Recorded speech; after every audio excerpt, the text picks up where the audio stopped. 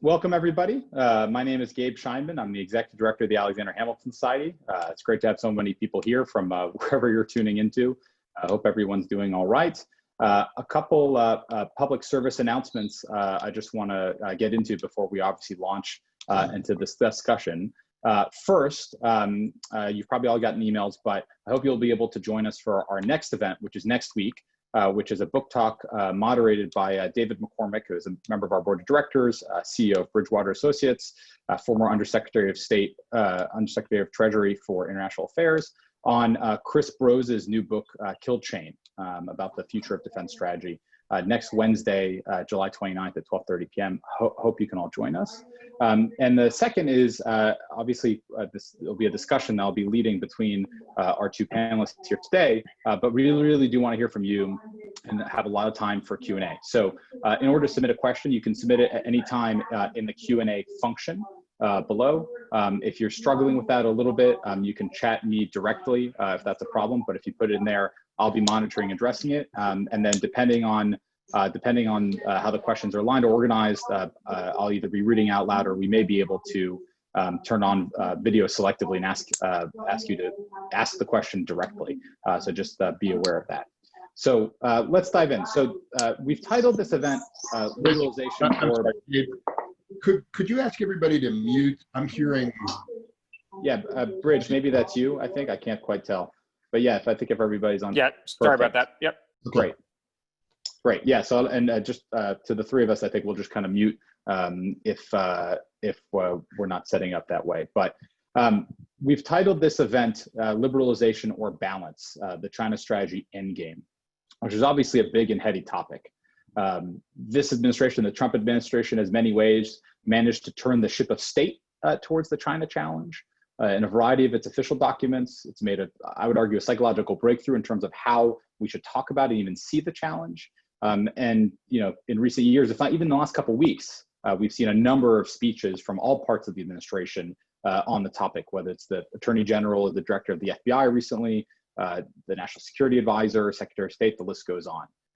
Despite, I think, this shift, we still seem to only be at the beginning of determining what it is that we are seeking to achieve and how we are going about achieving it. The pace at which this discussion has shifted has really, in my opinion, blurred, I think, some of the fundamental questions that are critical to our approach to understanding how we should approach the years to come.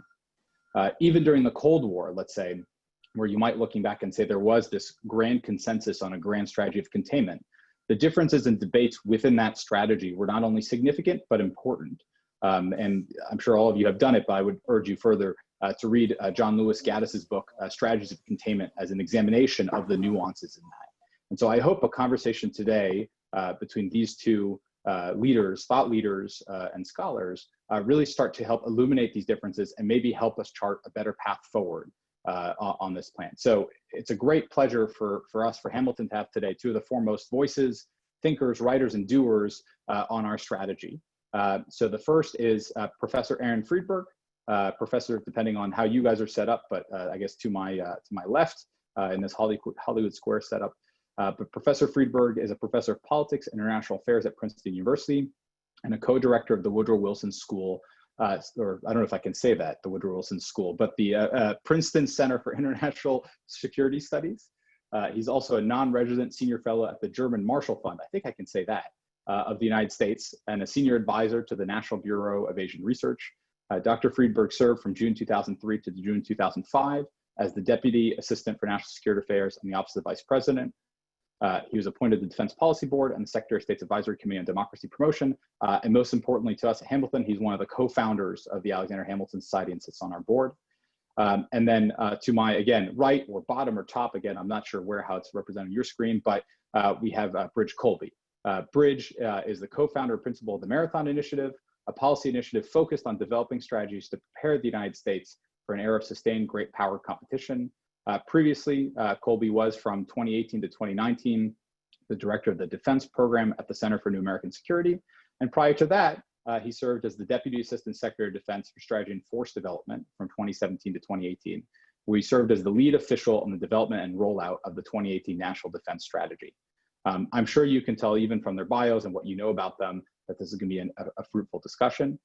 One more thing I will add before diving in. I really urge, or two things, let me say. Also, Bridge is a member of the AHS Advisory Board, used to head of the AHS DC Professional Chapter, and both Aaron and Bridge are active speakers on AHS campuses, and we really want to thank them for that. I would also like to bring your attention to two, I think, recent framing, one's an article and one's a conversation that each had. The Wall Street Journal piece that Bridge and his co-author Wes Mitchell published on May 7th, titled "Containing China Will Be Difficult," I think really does a good job at laying out some of these issues.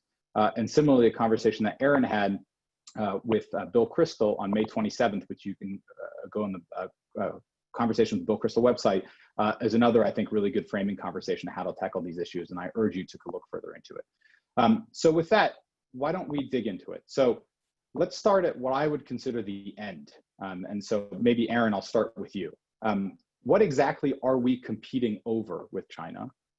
What does winning the competition look like? How are we measuring this? And maybe what does losing the competition look like at the same time? I'd really love for you to start off on that. Okay, Gabe, thanks very much. Thanks for having me, and Bridge, thank you also for taking part. It's great to be here and have the chance to talk with both of you. I think this is a competition for power, no doubt, but it also, in my view, it's more than that. It's a systemic rivalry or a competition between two powers, and in the case of the United States, a group of powers that have very different views of what they would like the world ultimately to look like. And I think our view, US view, has been, and has been historically, that the ideal shape and structure of the international system would be a world made up of democracies, joined together by trade, adhering to certain international rules and laws, and sharing a commitment to democratic values, this idea of a liberal democratic system. And that's been the goal of American grand strategy, I would argue, certainly through the 20th century, and arguably even earlier.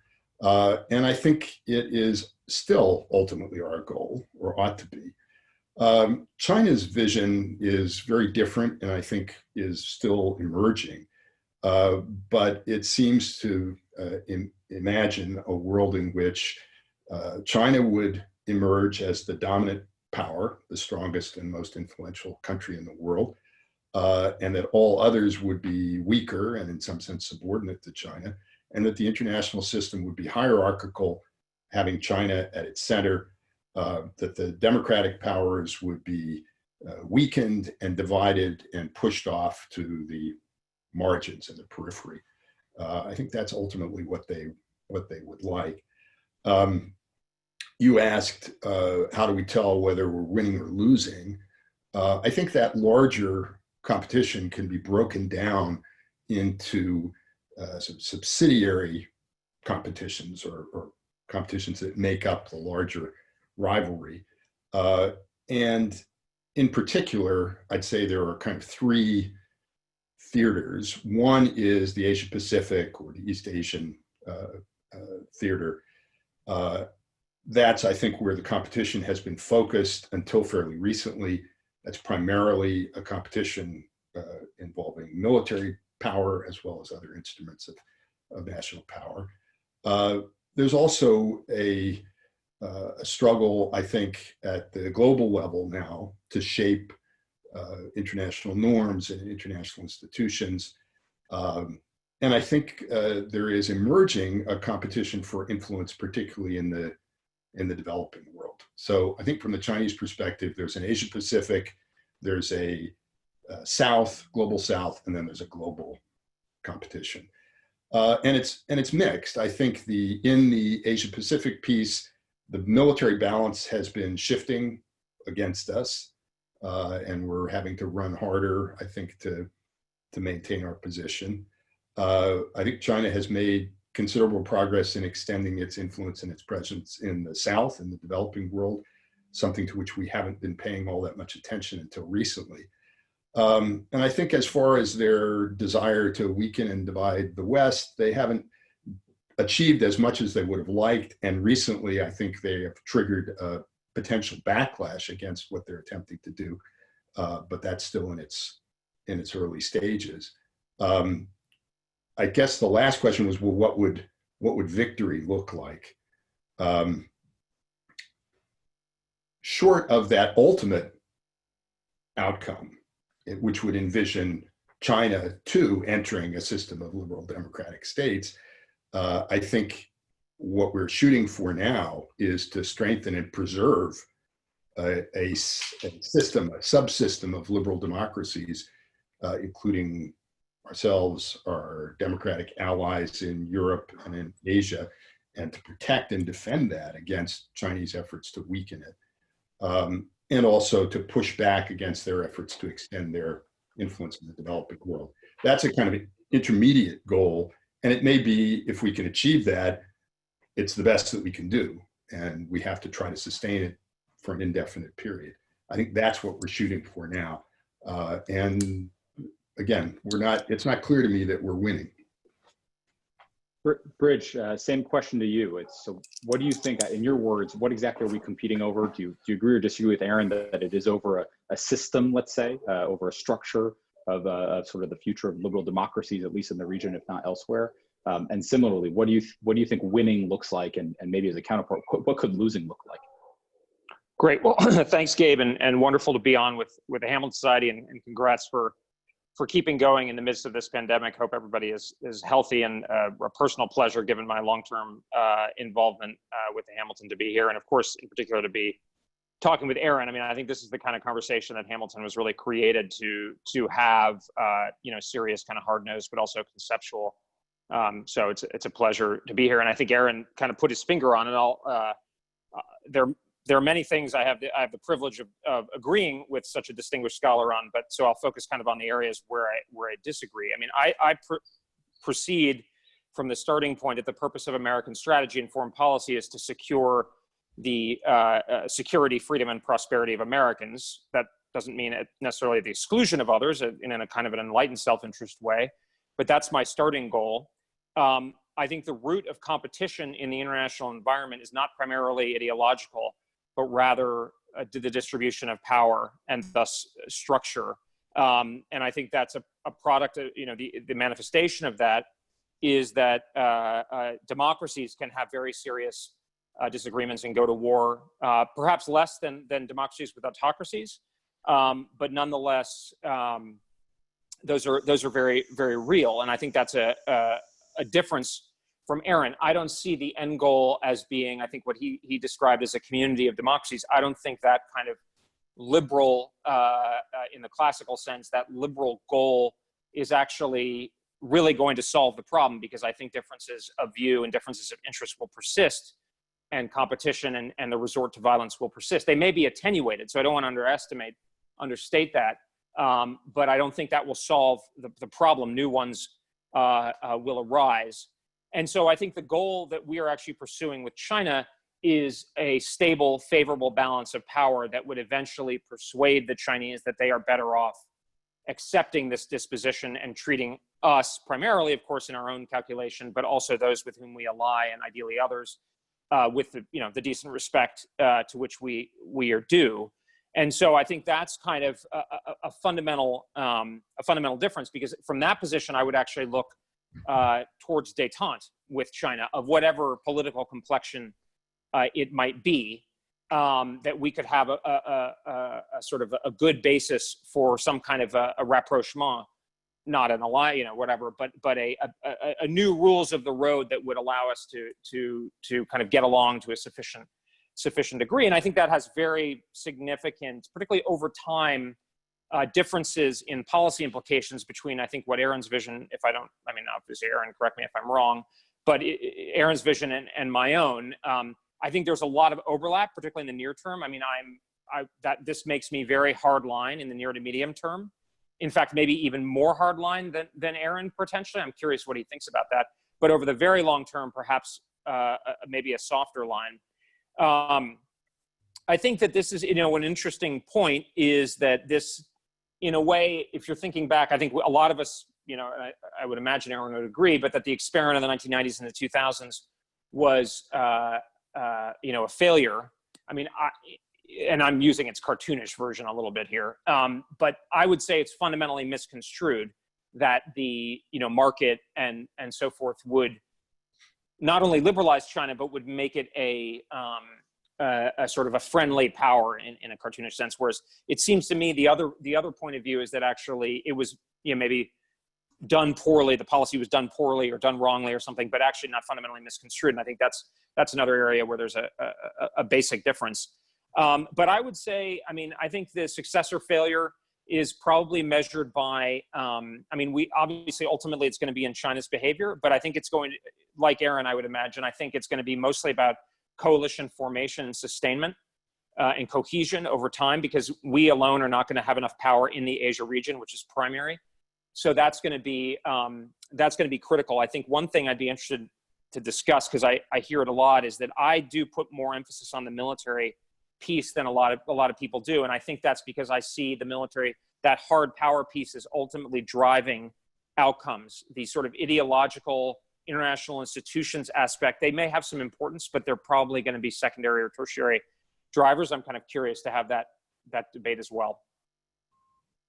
Great. So let me push a little further in, and Bridge, I'll go to you first, and then Aaron, I'll go kind of back to you. So to pivot on your what you just said a little bit, which is, and just to be blunt about it, do you think the nature of the Chinese regime makes a difference in terms of how it evaluates or how it formulates its own interests?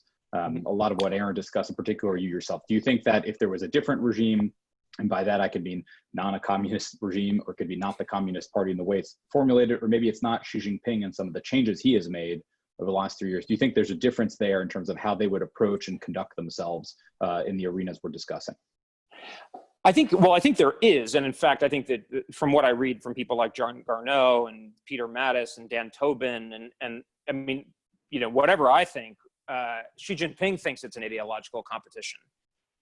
So my conceit is not that the Chinese or the CCP is certainly not good. I think they're pretty awful on the whole, and certainly have become more so again. But I think my point is more that, if you look, say, at territorial claims of the Kuomintang government under Chiang Kai-shek, they were pretty expansive too. And if you look at the behavior of the Qing government, I don't want to be sort of archaic, but a power of that size and sophistication is likely to be pushy. And I think on the whole, we would significantly prefer a more liberal government. But I don't think, my fundamental point is that I don't think it would solve our problems. And the issue is, should we then shape our policy to achieve that outcome? And my example here a little bit is Russia, right? We succeeded in the prescription of change. We, quote unquote, but the result was the collapse of the Soviet government, which is a victory probably above all for the Russian people, frankly, certainly the captive nations. But I'm not, from what I'm actually less hawkish on Russia than some, but I think it's pretty clear it didn't solve our problem. Now, Putin is obviously not a liberal Democrat, but I think, what is that? I think that example is kind of the reality of what we'd be likely to deal with. So Aaron, just putting that to you. So one is, as the example Bridger just pointed out, which is that our Russia problem didn't go away after the collapse of the Soviet Union. But the second, a deeper one, is there's a debate about whether we should or could call this a Cold War, a new Cold War. I don't want to get too much into that. But there is a difference, and Aaron, you put it out yourself, between the Chinese or the Chinese regime approach to the world and the Soviet one in that way. The Soviet one certainly seemed to have a much broader, more global approach to revolution and installing their or like-minded regimes in a different way, which at least the Chinese do not seem to have. So do you think détente is possible, obviously from a position of strength, which I think is what Bridge is talking about? Do you think détente is possible with today's China way that maybe it wasn't with the Soviet Union? Well, if I could start by giving my answer to the question that you asked, Bridge, which I think gets to what you'd like to talk about. I do think the Chinese regime makes a big difference. You can't understand the way in which the leadership perceives the world and perceives threats without reference to the characteristics of a regime. We'll come back to that in just a minute. I don't think you can understand how they define their interests without reference to the character of the regime. And it also has important implications for the tactics and strategy that they adopt. And last but not least, I think the nature of the regime also suggests certain vulnerabilities, which we shouldn't be overlooking as we try to formulate a strategy for competing effectively against them. I think that we would have problems with a fast rising China, regardless of the character of its regime. Like other powers, it would seek to expand its influence and so on. In my view, in the longer run, those would be manageable. I think, in fact, I'm always loath to quote the political science literature. When it serves my interest, I will do so. It's a very strong finding in that literature that democracies don't go to war with one another. I mean, you can quibble about some examples, but and there are a variety of different reasons for that, including the fact that there is a certain mutual respect, that there's a transparency, and that it's possible for democracies to achieve some convergence in their interests. So I think, yes, if China were a liberal democracy, there would be difficulties, or if it were in the process of transitioning to democracy, there would be difficulties in dealing with it. In the long run, I think it would be possible for us to reach a satisfactory accommodation, and not only us, but others in the region, including Japan and Korea and Taiwan. Because of the characteristics of the CCP regime, I don't think that that is possible. I think that they have an insatiable desire for control. They feel constantly insecure. Aaron, I just want to clarify, when you say it's not possible, you think a transition to liberal democracy is not possible, or you think détente with the regime is not possible? I think détente with the regime as currently constituted is extremely unlikely. Maybe I could say a couple words about what I think would have to happen for us to be able to get to that point. At least at this point, the combination of China's rising power and the enduring characteristics of its regime, by which I mean specifically the fact that it's a Leninist regime. I don't think it's any longer a Marxist-Leninist regime. It's a Leninist regime, which means it's governed by a party, the primary objective of which is to maintain the party's monopoly of domestic political power. And I think everything really follows from that. Their internal policies follow from that, but also their external policies. And I believe they feel the need to push back against the United States and against our alliances in the region, in part for powerful political reasons, but also because they're democracies and we're a democracy. They feel threatened by existing international institutions and norms because they were the ones that we established primarily at the end of the Second World War, and they embody liberal democratic values. So they feel threatened by this. They're not interested just in reclaiming Taiwan or going back to the perimeters of the Qing dynasty. I think they feel the need to change the world in ways that will make it safe for perpetual CCP rule. And there isn't an obvious limit to what is necessary in their view in order to do that. So I don't think their goals have changed very much since the founding of the regime. What's changed is their relative power.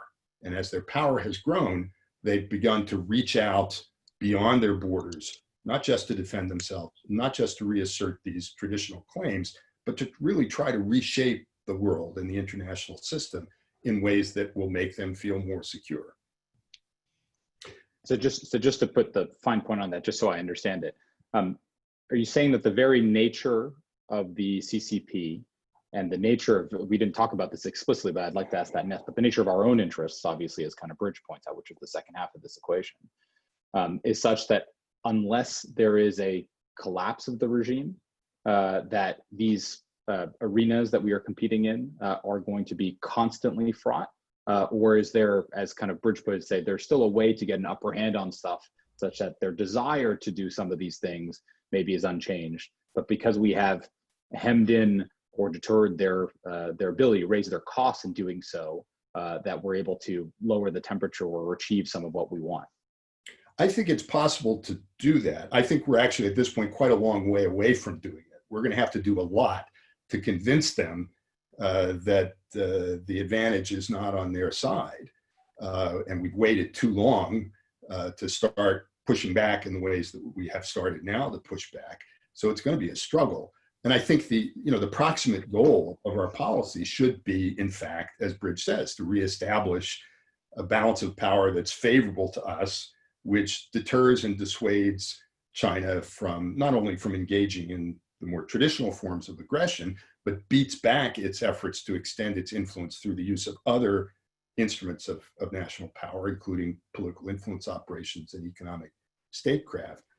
I think if we're able to do that, I wouldn't rule out the possibility that you could have a leadership in Beijing that would conclude that it was in their interest, at least for the time being, to back off on some of the things that they're doing. I think they're as aggressive as they've been because, as I said, they're Leninists, and Lenin famously said, if you strike mush, you should push on. If you strike steel, you should withdraw. They've been striking a whole lot of mush for the last 10 or 15 years, and they're just starting to hit a little bit of steel, but we've got a ways to go on that. However, just as was true, I think, in the case of the Soviet Union, although it was possible to have a détente for a period of time, I don't think that would bring the competition to an end. And I think it would probably be resumed if at some point the CCP regime felt that the balance of power was shifting more in its favor. So I think in the long run, although I wouldn't say that the liberalization of China should be the goal of our grand strategy, because it's not up to us to do that. I don't think we have the power or the wisdom to know how to do that. I think the liberalization of China in the long run is the only solution that I can see to the problem that not only we, but the other democracies now have with China.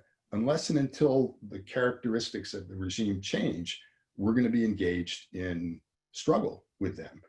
Because as Bridge says, or I think it was Bridge, maybe you said it, Gabe, Xi Jinping and the current Chinese leadership sees themselves as engaged in this kind of struggle with the West. And in their view, it's a zero-sum game.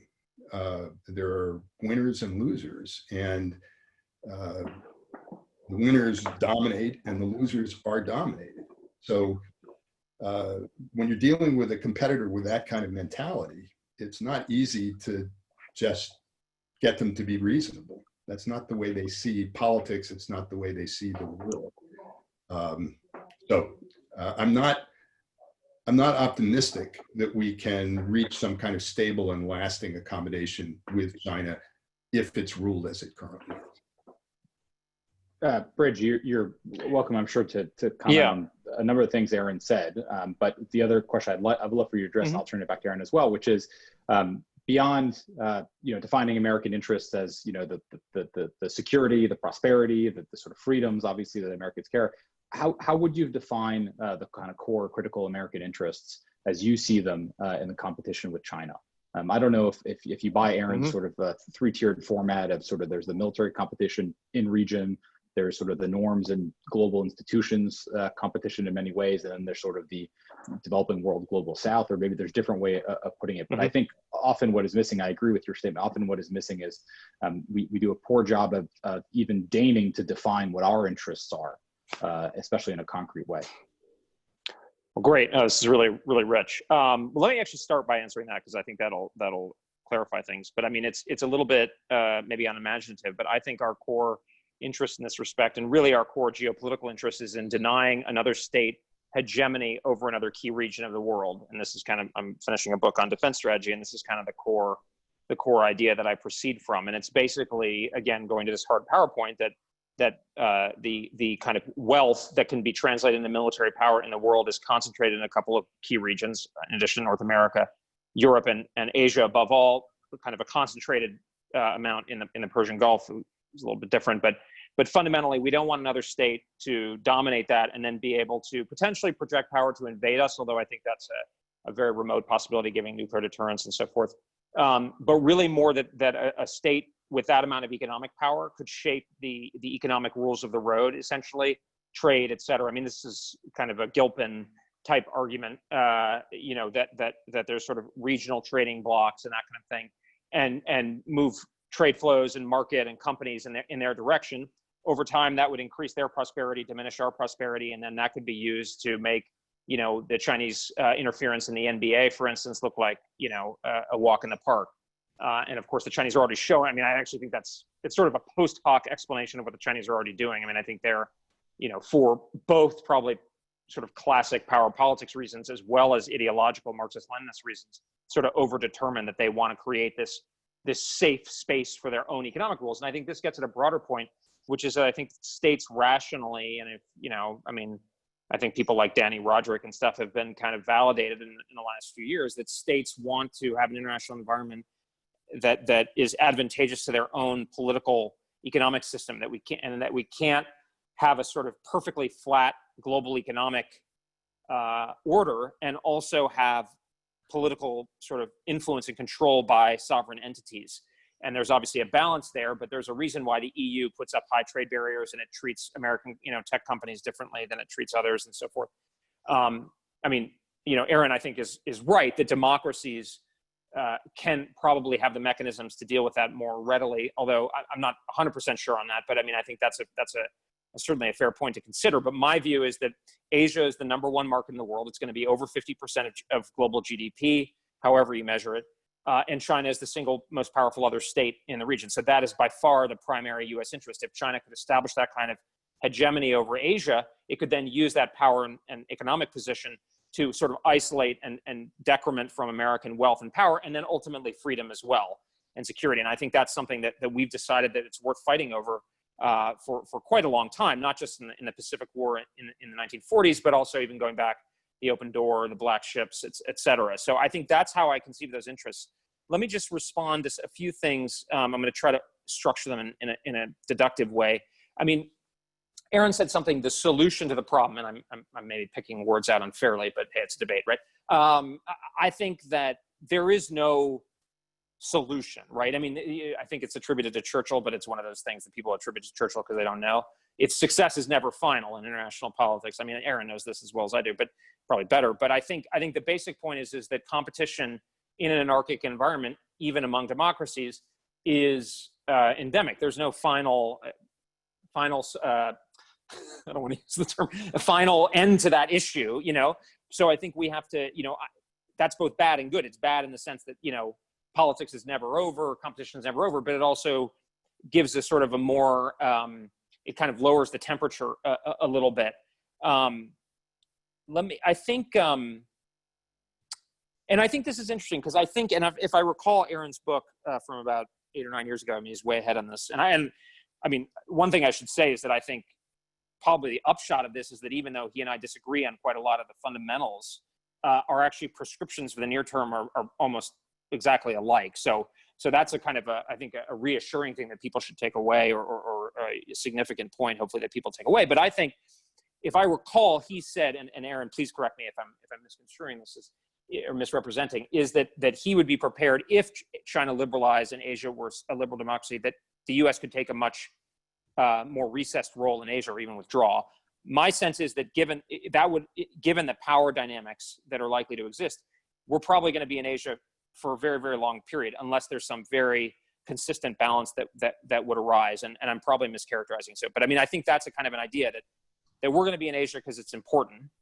How we do that is up for grabs, but I think that's a significant issue. A couple of quick things. Democratic peace theory, I think, is really important, and Aaron brought it up. I mean, he's the famous political scientist. I'm not, but I mean, I know there's a lot of critiques of democratic peace theory out there, and I mean, just intuitively, and having read a few of them, although it was a while ago, I mean, I think there are a couple of things. I mean, I think there does seem to be like a selection bias in the and sort of it. I mean, I'm sure people have controlled for these things, but I mean, was World War I a battle between democracies? Was the American Civil War a battle between democracies? I mean, obviously that's a fraught political issue right now, but certainly among the white population in the South, secession was incredibly popular. So there was a genuine democratic sort of divide there.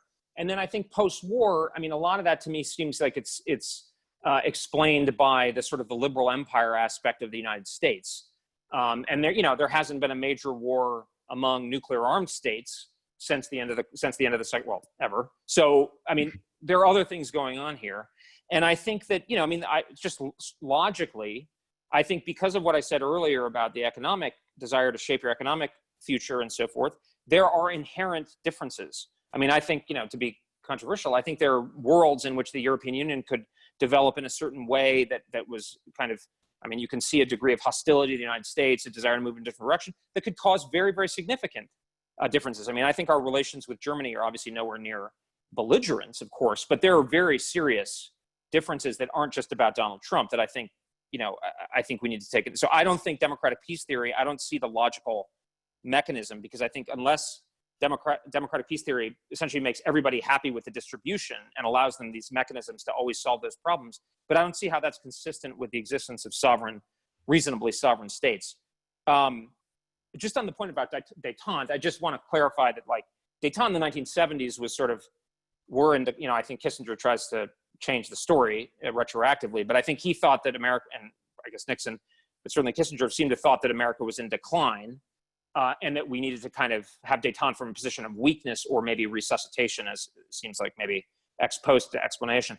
I don't think that's not what I'm talking about. I just mean détente as in, as you said, Gabe, from a position of strength, we would then be open to some kind of a different, a less combative relationship, but that involves a really hard push. And I think, certainly in my mind, for what it was worth, with things like the National Defense Strategy, National Security Strategy, the Indo-Pacific Strategy, part of the point was to take the pain now, so that later we could be in a position to do something, pursue a different course. But as Aaron rightly says, we're very far from that. The last point I'll just say, because I think it's interesting, there was an interesting piece by Hal Brands and Jake Sullivan in Foreign Policy maybe like a month ago about this global versus regional. And I think, I think that's going to be an increasingly important debate in practical strategic terms. Because just to give an example, I mean, I'm very concerned about the regional balance, because I don't think the ideological international institution global struggle is as important. What's important is that China not be able to establish hegemony over Asia. And that's largely about economic power and a focused military strategy. So I am very concerned. I mean, having the Europeans on board is very helpful in a lot of ways, but it's really secondary. So that's, and I think it's, I think the more you think the ideological struggle is central determinant, the more you're inclined to think it's a global thing. And it's not that I agree with Aaron that they want to be globally preeminent. I don't dispute that. In fact, I don't really dispute anything he said about how the CCP thinks. It's more that I think I dispute about what that means in terms of the implications for us. Aaron, you probably have a few things you want to respond on this point, but I'll simply kind of point the question for you. And then I'll ask one more question after that. But in the meantime, if you all have questions out there and like to submit them, please submit them in writing through the Q&A function. And then once I see them, I'll be able to unmute you selectively to ask your question directly to both our guests. So Aaron, like I said, you probably have a few things you want to respond to, but I also like you to drill down a little bit further than how you laid it out at the very beginning. But it's, how would you define our interests vis-a-vis China? I know you talked about it broadly in terms of the sort of system, let's say, but maybe you have more specific ways to drill down, I think, whether it is in those three arenas that you've kind of laid out. Well, I did have a number of things that I wanted to respond to points that Bridge made. On that definition of our interest, and I agree with him about where our definition has to begin. It does have to do primarily or first with the protection of our liberty, autonomy, security, prosperity of our country and of our people. I think the reason why American policymakers historically have been, when they've had to address the question, what do we want the world to look like, which has been in the wake of wars. So after World War I, after World War II, after the end of the Cold War, that question came up again and again. And the answer was basically the same, which is we would like, if we can, to help accelerate forces that would lead to the creation of a liberal democratic system. We tried it after World War I. It failed dramatically, which is one of the reasons I'm not a Woodrow Wilson fan. We tried it after World War II. And we were not able to build a global system because of the ideological split between the United States and the Soviet Union and so-called Soviet bloc.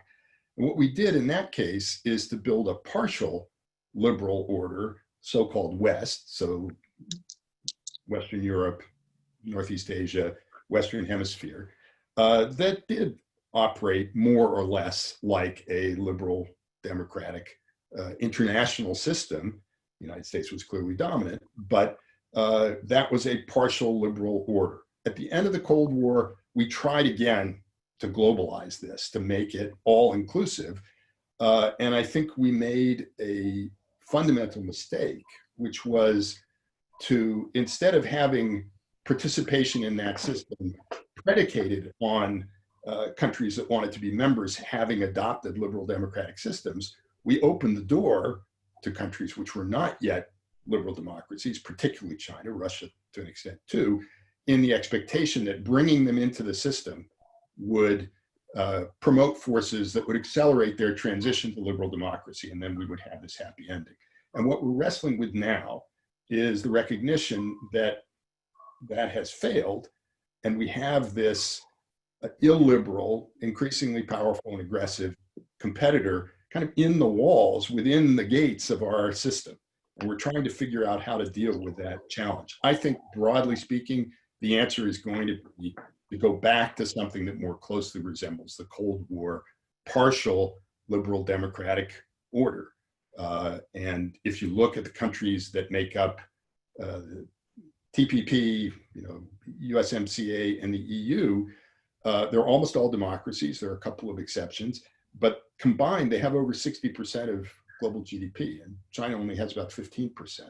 So I think our objective should be to create that kind of system in order to maintain a favorable balance of power, and also in order to support and sustain liberal democratic values within the confines of that system. I wanted to touch on something that Bridge raised, two things actually, because I think they're related. One is this global versus regional, and the other is this primarily a hard power competition, or is it primarily something else?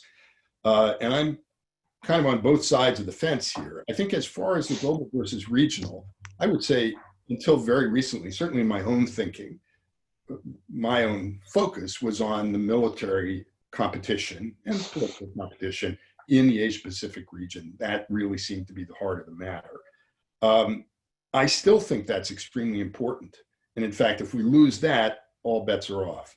But it seems to me that what China is now trying to do is to pursue its regional and global ambitions simultaneously. Unlike every other power, including us, including the United States, that first had to become a regional power and then became a global power, they're trying to do both at once. And they see the two pieces as being interrelated, and I think they are. So, as I said, the military competition in the Asia-Pacific is crucial. I don't agree with people who say this has now become something else. It's just about economics or technology or political warfare. However, I think the other parts of the competition that are going on in other parts of the world are important because they will bear in the long run on our ability to maintain a favorable balance of power in the Asia-Pacific. So I think the Chinese are trying to use economic statecraft and political warfare techniques, not only against others, but against us, to damp down our reaction to an increasing unfavorable balance of power in the Asia-Pacific. So they're linked and they're inseparable, I think. I'm sort of reluctant to get into debating the democratic peace theory. Enough political science, 30 seconds is enough. But I think, yes, there are arguments about it. I do think the overwhelming conclusion, at least from the historical record, and certainly from the historical record of the last couple of centuries, is that although there may be some exceptions or some arguable exceptions, it does look like democracies are able to work out, I should say stable liberal democracies are able to work out their differences peacefully. Bridge mentioned this point that I made in my book, and as I recall it, what I was arguing was that if in future, if we imagined a world in which China, in fact, had made this transition to stable liberal democracy, that is a situation in which I can imagine that the United States would, in fact, choose to pull back and wouldn't seek to prevent China from being the preponderant power in the region, just as the British pulled back from the Western Hemisphere at the turn of the 20th century and allowed us to become the dominant power in this part of the world.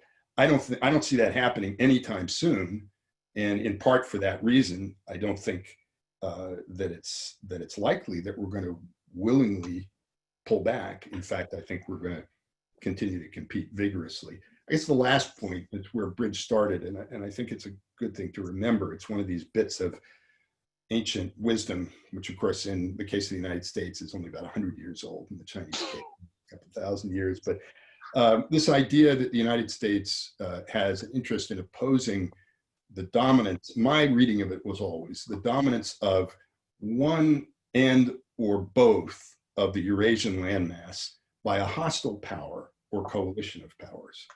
And so that was in part our reason for getting into World War I, our reason for getting into World War II, part of the reason for our engaging in the Cold War with the Soviet Union was to prevent that. And I still think that is one way of thinking about why it's so important for us to prevent China from becoming the preponderant power in East Asia or Eastern Eurasia. But I think the hostile part of that is critically important. Again, if we imagine an alternative universe in which China is governed by a very different type of regime and has, a GDP 4 times the size of the United States, I think we would probably would have to accept the fact that they were the dominant power, at least in their region. But fortunately, we're not anywhere close to that, and we have to work hard, I think, to prevent that from happening. Great. Thank you both so much. I mean, I could have a lot more questions, but I'd rather go to Q&A, frankly. And you guys might have some comments that you can kind of weave into those that I'm sure you still have on your list. So first, let's go. I'm going to unmute basically whoever has questions to me. So Paul Leto, I'm about to unmute you. That should have enabled you to speak. So hopefully if you speak, we can hear us. You can introduce yourself and ask your question directly. Great. Can you hear me? Yes, sir. Terrific. First of all, Gabe, I want to thank you and the Hamilton Society for the debate. As we embark belatedly on the strategic competition with China, I think it's important to address this question of the end goal or objective. And so I applaud everyone, Aaron and Bridge, for tackling it directly in this interesting debate. Aaron, you touched on the vulnerability of the CCP, and I wonder if we could address the offense side of the strategic competition. There is quite a lot of focus, I think in part because we are engaged in this competition belatedly, on the defensive side. But what are the vulnerabilities of the CCP, and how should we play offense? And are there differences in the way that the two of you perceive that side of the competition? Well, thanks very much, Paul. And thank you you didn't realize you were pitching me a softball, but I appreciate you're doing it because there's an article coming out in Foreign Affairs in a couple of weeks that deals directly with this question. And in fact, the argument that I make there is purely defensive posture when dealing with a power as strong and as aggressive and ambitious as China now has become is not going to be adequate. And we are going to need to have offensive elements to our strategy because otherwise we're in the business of simply responding to what they do and trying to match our strengths against their strengths. And although that's part of what you need to do in a long-term strategic competition, we also need to be looking for points of vulnerability. And they are many. Some of them have to do with the character of the regime. They're not all to do with that. I think there are some military vulnerabilities that we ought to be paying attention to, in particular the fact that China continues to be heavily dependent on seaborne imports of energy and food and raw materials. I think we ought to have in our quiver at least the credible threat that if they were to engage in hostility against us or our allies, we might, among other things, impose some kind of blockade that would have devastating consequences for them economically. So that's one piece. It doesn't have to do with the character of the regime. I think the fact that the CCP regime is as insecure as it is and devotes as many resources as it does to maintaining internal stability, as they would put it, points towards a major vulnerability of theirs. And I don't think that we should be seeking to bring down the regime, but we ought also not to be doing things that help them to maintain control of their population. We shouldn't be allowing our scientists to cooperate with them in developing better facial recognition software. We shouldn't be allowing our companies to sell them stuff that they can use to control the internet and to surveil their population and so on. Moreover, I think for this reason, but also more generally, we shouldn't give up on a kind of struggle of ideas, or as the Chinese strategists now say, discursive struggle. We ought to be trying to continue to find ways of penetrating, going in, around, or over the so-called Great Wall, not to broadcast, speeches by our Secretary of State, as wonderful as he may be, but to try to ensure that people inside China know about what's going on inside their own country and the extent to which their own regime is corrupt, inefficient, permits tremendous inequality, and so on. From a strategic point of view, to the extent that the CCP regime has to devote more resources to maintaining stability, whether we hope by actually dealing with the legitimate needs of their people, or by spending even more on trying to maintain control, they have fewer resources to devote to external activities. Just one more, and there are a number of others, but the technology piece of this, I think, is critical. And you can think of tighter export controls and tighter controls on other mechanisms for technology transfer as defensive, and in one sense they are, but they also have a significant offensive component, I think, because they will, if they're effective, slow down China's push to become a preponderant technological power, to close the gap with us and then overtake us. So in those areas and others, I think we have to be looking for vulnerabilities that we can exploit, and we need to be willing to think about and to undertake offensive policies. Maybe we shouldn't call them that, we can come up with another name, but which put them on the back foot. Because if we don't, we're going to constantly be in a reactive and defensive posture. Yeah, if I could jump in here as well. First of all, thanks a lot, Paul. And I just really want to, you've been thinking a lot about these issues more incisively than almost anybody. And I want to commend to everybody Paul's important essay in the Reagan Institute Beaver Creek collection from last year, where he, I think, ties a lot of these threads together really well. So, you could answer this question as well as we. Frankly, I pretty much agree with everything Aaron said. I mean, I think this is one of those areas where these two perspectives are actually quite aligned in a way that they were sort of in the Cold War. I mean, I think actually it's interesting that, Aaron, your point is actually, it's strategically disadvantageous rather than moral. I mean, but they're sort of both true, right? I mean, meeting with the Dalai Lama or standing up for Taiwan autonomy and freedom, democracy, those are both right and in our interests. And I think there's a ton that we can do. Because the old sort of, forgive me, but the sort of Bob Zellick approach was, give them everything and hope for the best. Slightly unfair, maybe, but now it's kind of more, there's a lot we can take that they have no right to, and so I think we should do, export control, political influence, and so forth. That's doing well while doing good. When I was thinking as Aaron was talking, I mean, another one of these areas where the kind of more power politics and the sort of liberal view on international relations kind of come together. Actually, it's my view. I think Aaron has a compelling case that his view is probably the majority view through much of American history, if not all of it. So my view, I wouldn't pretend that it was the dominant. I think it's the right one now, and I think there are some distinguished proponents over the years, but I wouldn't. But I do think, if you go back to, the way that I think that what I'm saying is very consistent with American principles is that basically we're asking in the world what we actually are saying is our structure at home, which is fundamentally checks and balances. I mean, it's kind of one of my favorite.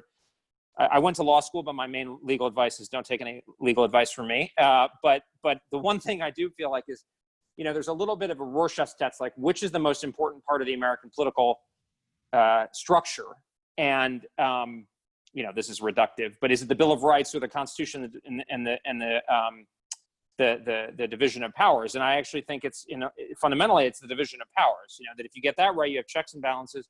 There isn't going to be an excessive agglomeration of power, which is inherently problematic. And, Burke's line about, I fear our own agglomeration of power as much as the next, as anyone, maybe slight exaggeration, but I think that's right. And so I think, that's where I think the power politics line to the Chinese people is not saying we are trying to hold China down or we are against the Chinese people, but it's saying there's no state that we want to be so dominant that it can, dominate East Asia.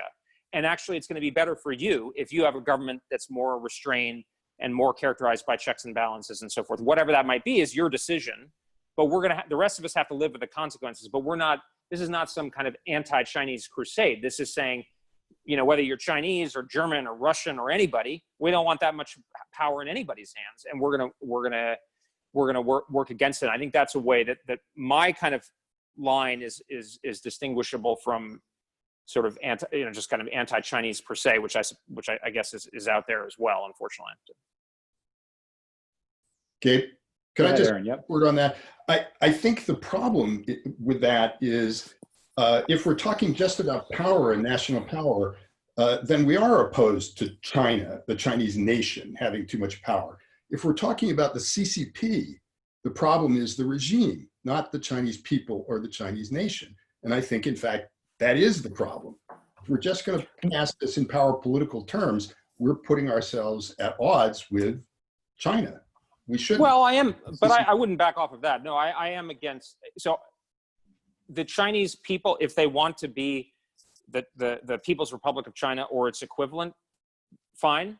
But then the rest of us are going to have to take measures to make sure that there are checks and balances accordingly.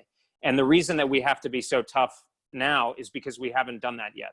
So I think that's not, I mean, we would, if you could take that with anybody, it's not per se about the Chinese people. I mean, if India were the huge country and in the same position, I would also be worried about them. Now, it might be better that they're a democracy.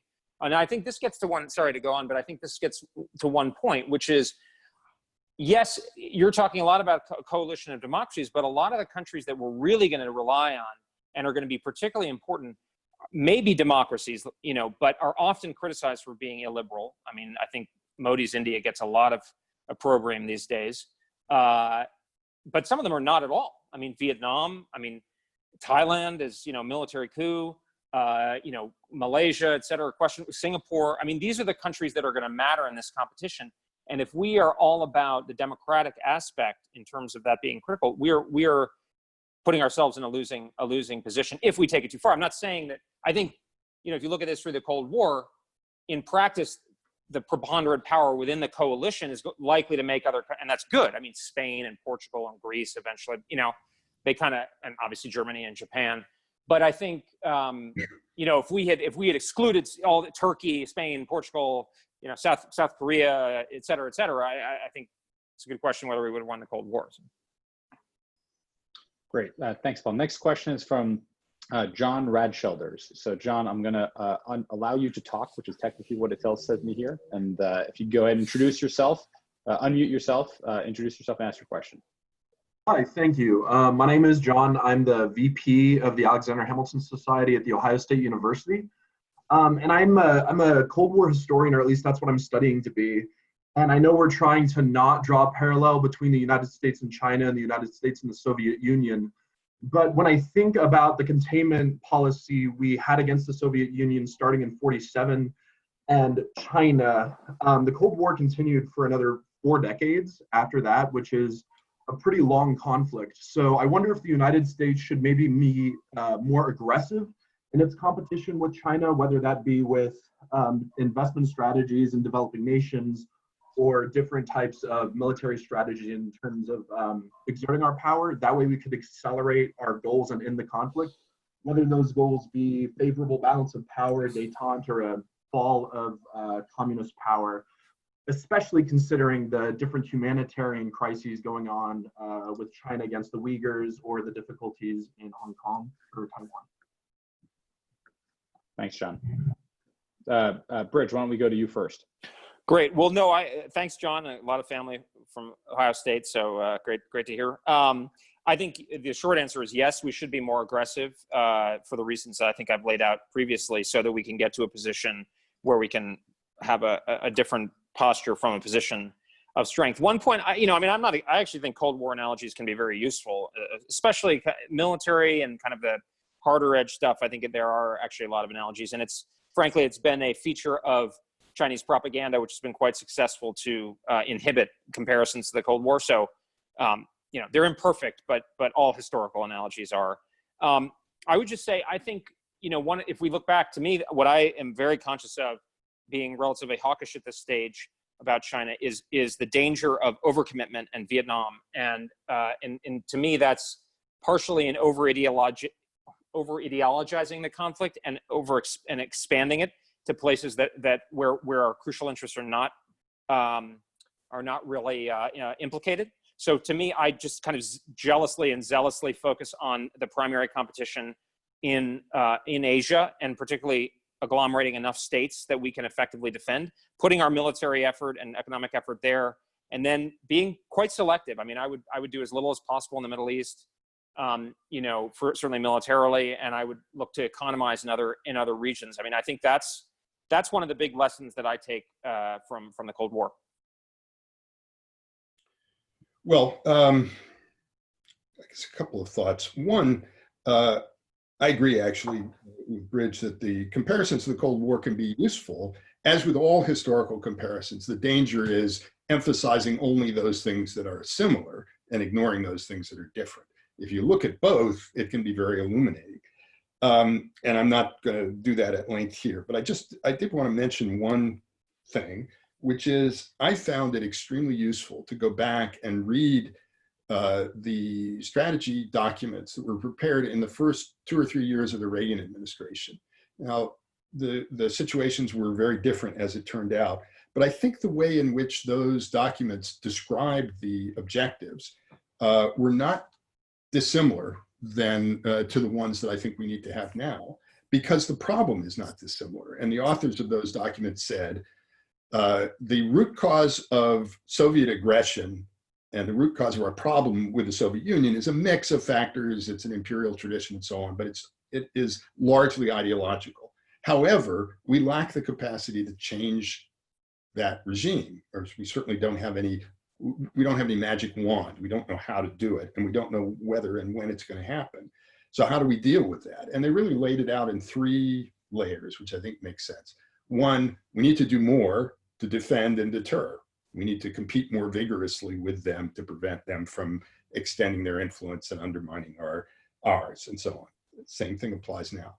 2, we should be doing things that increase the costs on the regime. And we should not be doing things that make it easier for this hostile regime to continue to increase its power. So we need to examine our economic relationship, and we also need to push harder on the sort of ideational or ideological domain. And then 3, they didn't advocate regime change. What they said was, we hope if we do this, if we're successful, that at some point down the line, maybe in another decade or so, a new generation of Soviet leaders will emerge who will reconsider their approach and maybe be willing to undertake some reforms.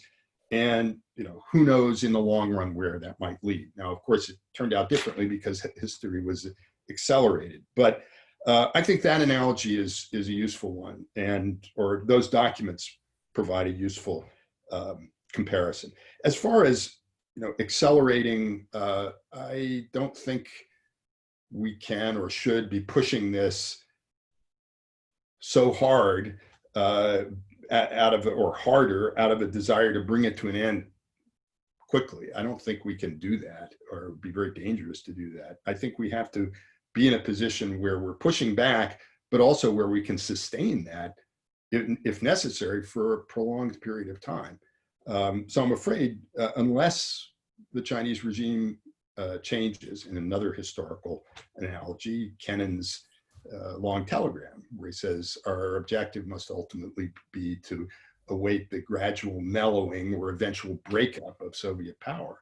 I think we're awaiting the gradual mellowing or eventual breakup of CCP power within China, and that's a long-term proposition. We don't know exactly if or when that's going to happen.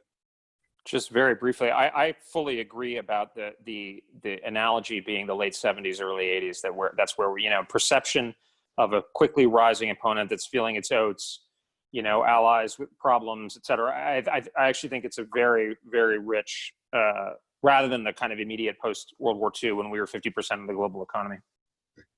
Could I just say on that,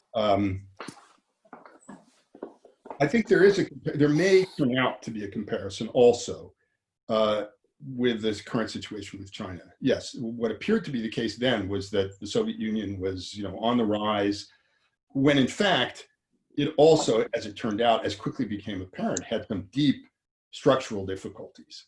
I think it was difficult to find people back then who could hold both of those two ideas in their head simultaneously: that Soviet power was growing and was threatening, and also that the Soviet system had fundamental flaws and weaknesses. I think the same thing is going to turn out to be true in China. And to devise a successful strategy, we're going to have to pay attention to both parts of that equation. Great. Richard Bernstein, I'm allowing you to talk.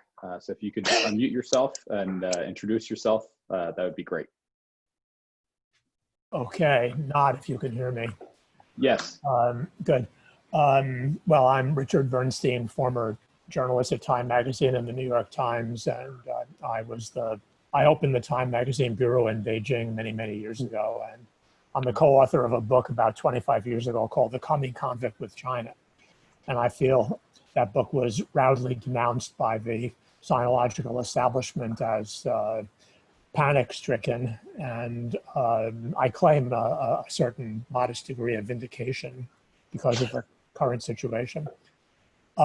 My question actually has to do mostly with Taiwan. I found the discussion fascinating and instructive, but a little bit abstract.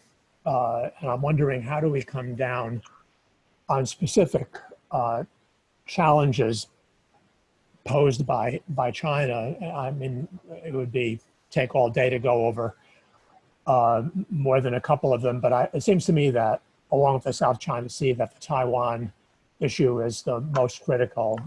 It would be a tremendous victory for Xi Jinping, and I'm sure a kind of historic goal for him and his place in history to reunify China with Taiwan. And if he succeeded in doing that, it would enormously set back exactly the goals that Bridge and Aaron have been talking about, preventing China from becoming the dominant hegemonic power in Asia. What do we do to stop that from happening? And can we actually stop that from happening, given its distance, given the likelihood that it's a much more important thing for China than it is for the United States, public opinion in the United States, China's military buildup, all of the factors that you guys know about better than I do. Gabe, can I take a first stab at this? I would say thank you, Richard. Bridge, go ahead. Thank you, Richard, and you're right. I remember reading your book, and it's you certainly deserve to feel vindicated. And I know, I mean, others like James Mann, I think, has had a similar experience. It's a little Schadenfreude is certainly not out of order. And I don't pretend to have been seen this 20 years ago. So but those who did see the problems really given the sometimes opprobrium that was heaped on them, they deserve some applause for seeing it. And actually, Aaron was one of them too. So there you go. But well, you're right that we actually kind of wanted, when we were talking about this, to stay at the abstract level a little bit. But I think I relish the opportunity to get practical. In fact, Richard, I hope you'll buy my book, because it's literally about this issue and how you connect these big strategy issues right down, and particularly to Taiwan, because I completely agree with you. I think Taiwan, and part of the reason I talk about it so much, for those who track what I say, is because I'm very worried about it. And I think it's tailor-made for exactly the kind of thing that you're talking about with Xi Jinping. I mean, the factors that are in its direction are manifold. And actually it gets to a point that Aaron just made that I'll start out with, which is the time issue, the strategy over time. There was a piece in the New York Times the other day kind of saying, well, China's going to run into problems of demographics or something like that in the 2040s. So, you know, we need to be kind of moderate. And it was like, that's not really how we need to think about it.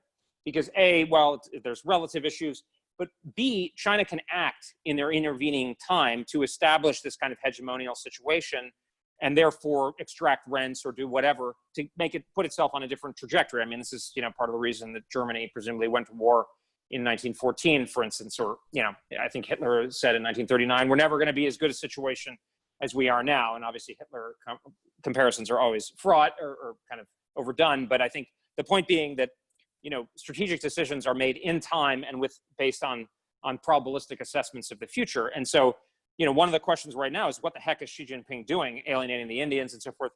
You know, I think presumably one of the things is they're looking at their future growth potential, and they're looking at how they can break apart or short circuit this coalition that appears to be forming against them, and try to create a more favorable situation for long-term growth. I think Taiwan is definitely their best first step. I mean, South China Sea is very important, but nobody really lives in the South China Sea, so there's no real resolution of a conflict there.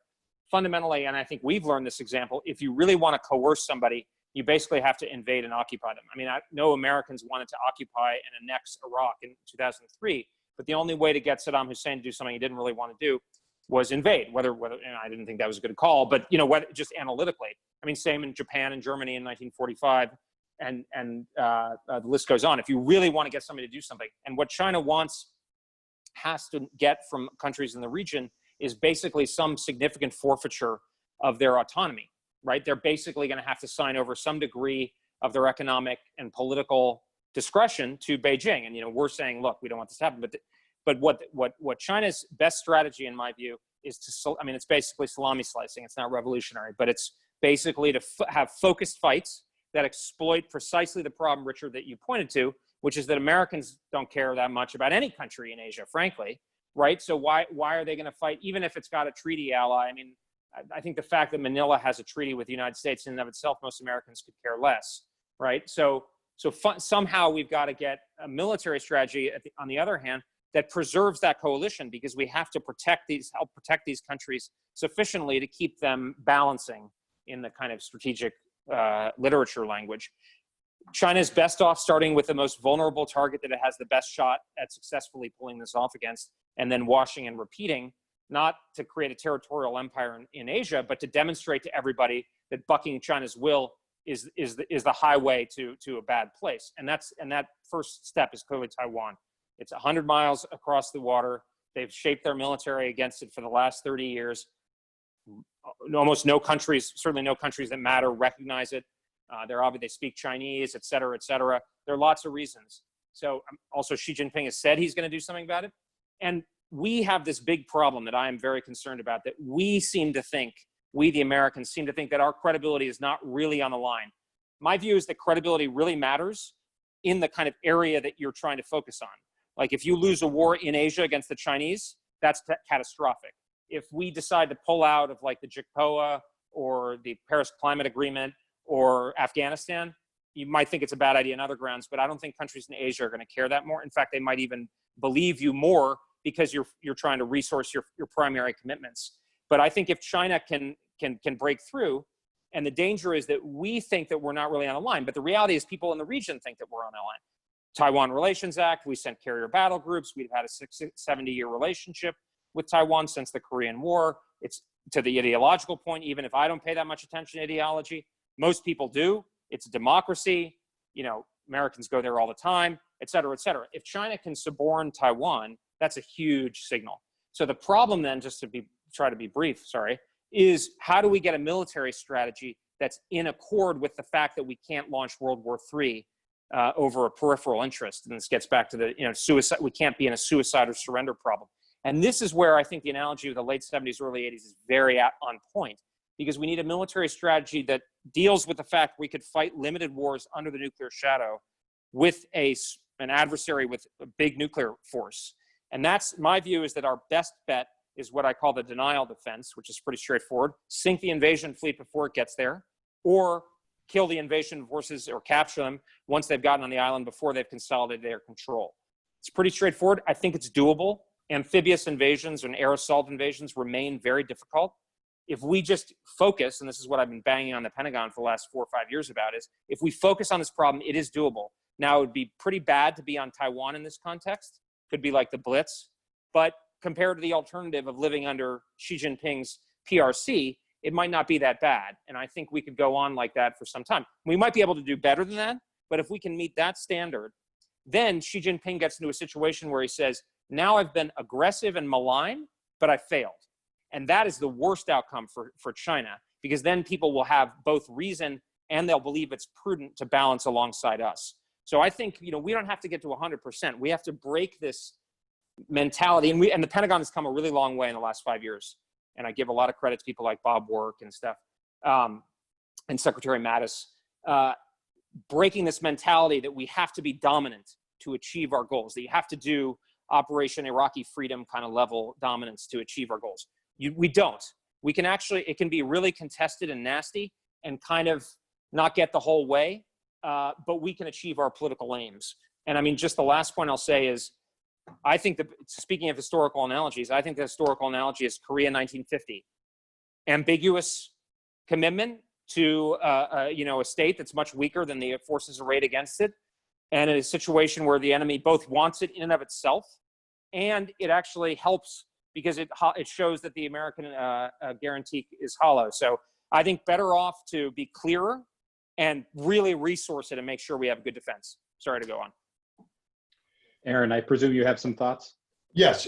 First of all, let me say I remember Richard's book. Not only do I remember it, I wrote a favorable review of it because I thought it was an excellent book and was not treated with the respect that it deserved. I can't remember if it was the Wall Street Journal or commentary, but it had a strong impact on my own thinking. So it's good to meet you, if only virtually. I agree with what Rich has said. Let me just add a couple of thoughts.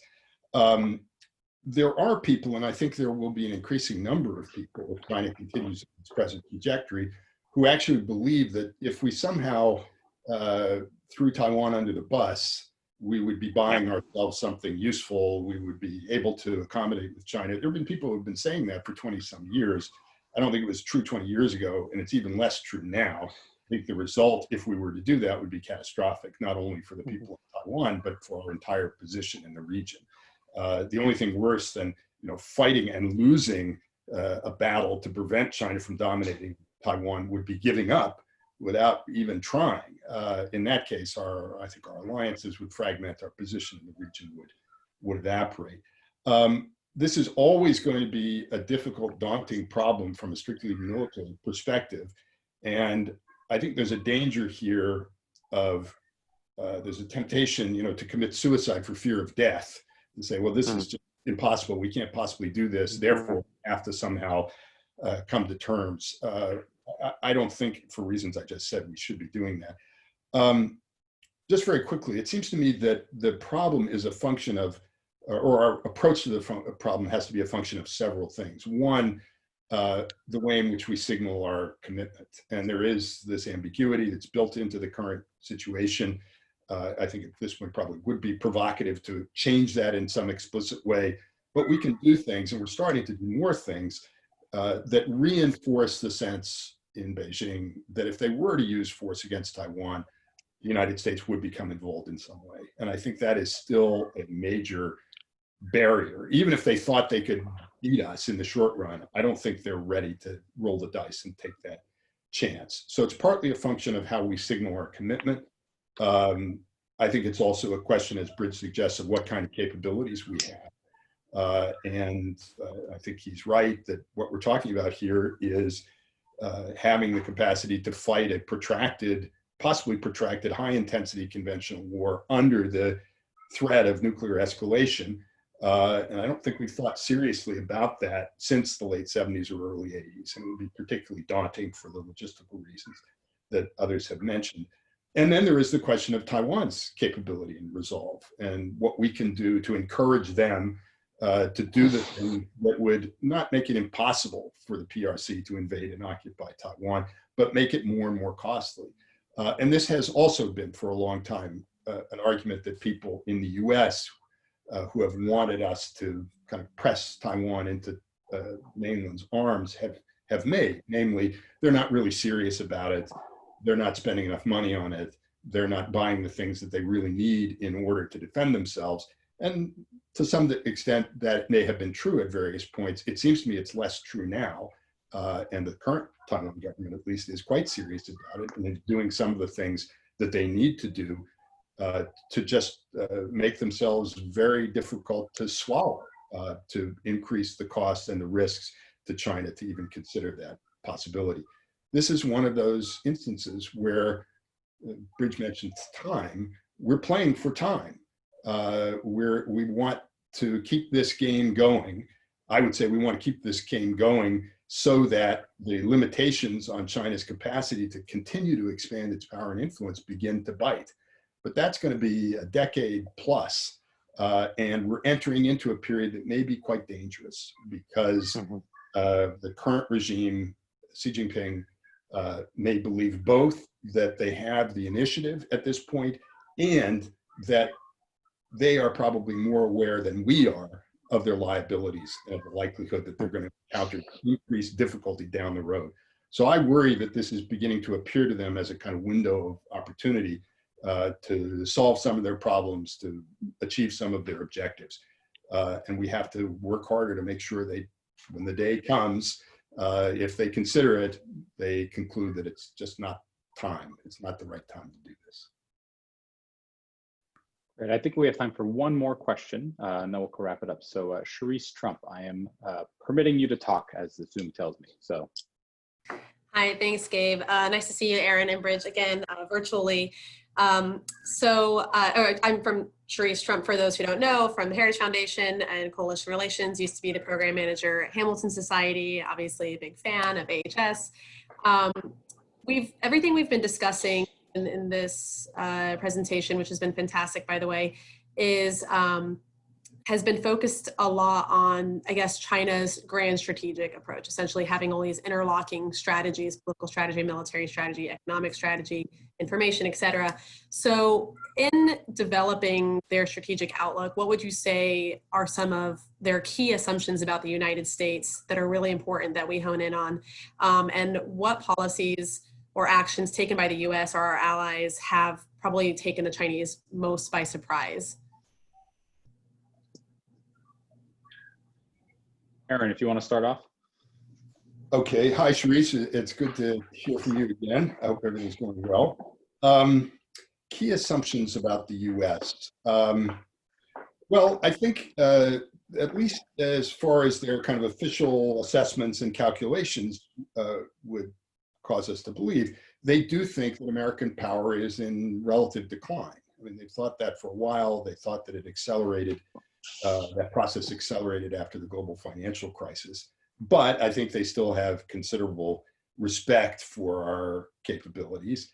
What have we done that's taken them by surprise? Oh, well, let me say one other thing. I think a key assumption that they've made also is that the United States, like the other advanced industrial democracies, will not, under almost any condition, be willing to pay the economic price that they would have to pay to impose serious costs on China.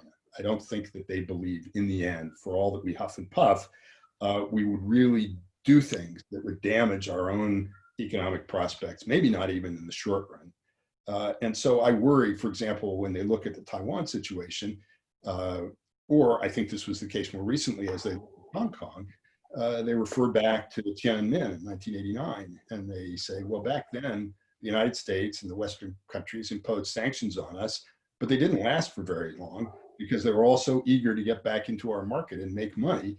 And of course, China was much smaller and much less significant economically then than it is now. So I think they believe that we're sort of capitalist powers, and the capitalists have the control in so-called democracies, and in the end, that's what's going to govern our policy.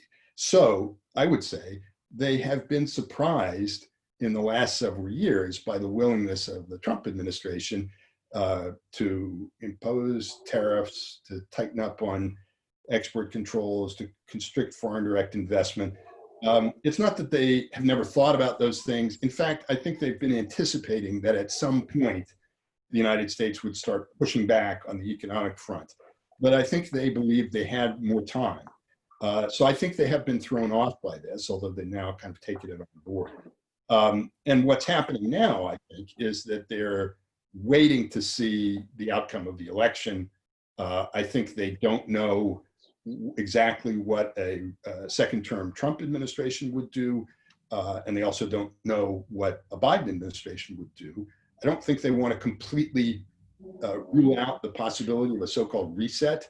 And I recently saw a distinguished China scholar using that term and saying, that's what we need. Reset is coming. I don't think that's very likely to happen, but I can understand that in Beijing, they might hope that that would be possible, again, regardless of who gets elected in November. So I think they've been surprised by what we've been willing to do, the cost that we've been willing to pay on the economic front. Yeah, no, thanks, Therese. Great to hear from you. And yeah, I don't have too much to add. I think what Aaron said is on point. And I mean, I don't know the Chinese thinking as well as many others, but it does seem to me that they must be surprised by the last couple of years, is my guess about, I mean, and this is where, I mean, not to be, I'm biased, but I think the Trump administration deserves tremendous credit, is a very sharp change in things that before had seemed implausible, if not extreme, but that frankly needed to be done, and has set a new normal. I mean, saying on the South China Sea, saying we're not going to recognize China's claims, we're not going to dignify them. These absurd claims on Hong Kong, moving forward on Taiwan, things like with India that, had not been thought possible.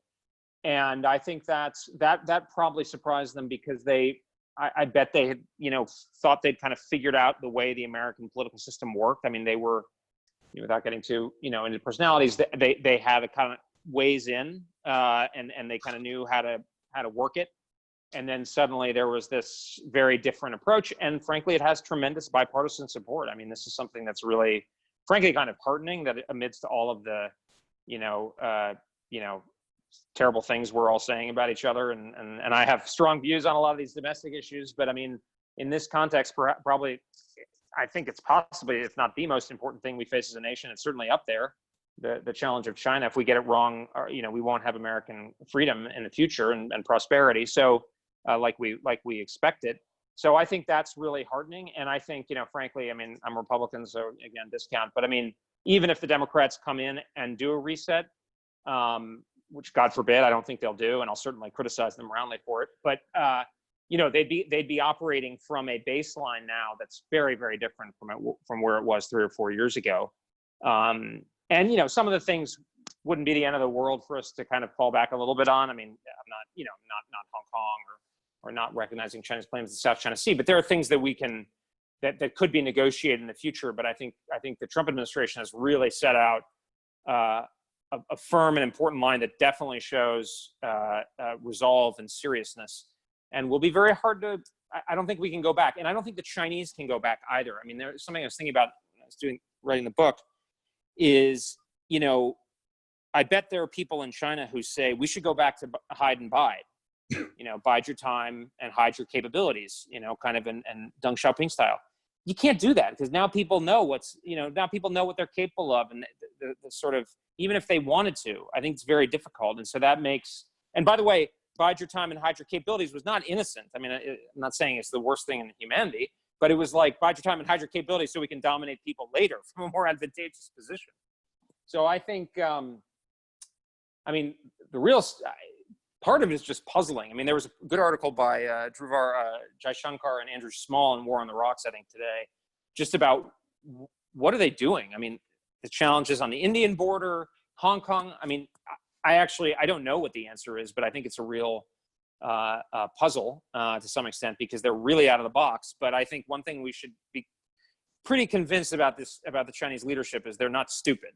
I don't buy into the, oh, they studied the Song dynasty and they figured out everything for the next 1,000 years, but they are not, they're very savvy and canny, and they know what they're talking about, even if they do make mistakes. So we should give them the benefit of the doubt when they do something, even if it seems kind of counterproductive. Bridge, Aaron, I want to thank you both for taking the time and really leading us in this discussion. I feel like, I know, as Richard said, it might be a little abstract, but I actually feel like discussions on first principles are some of the most important ones, because it's hard to understand or frame policy applications if you don't know where you're coming from and what you're trying to achieve. So thank you both very much. Thanks for leading the discussion. Everybody else, thank you for joining us. I hope you'll, like I said, join next week for our book talk on Chris Brose's Kilt Chain, led by David McCormick. And if not, I hope everyone's doing well and have a good rest of the day. Thanks a lot. Thanks all. See you soon.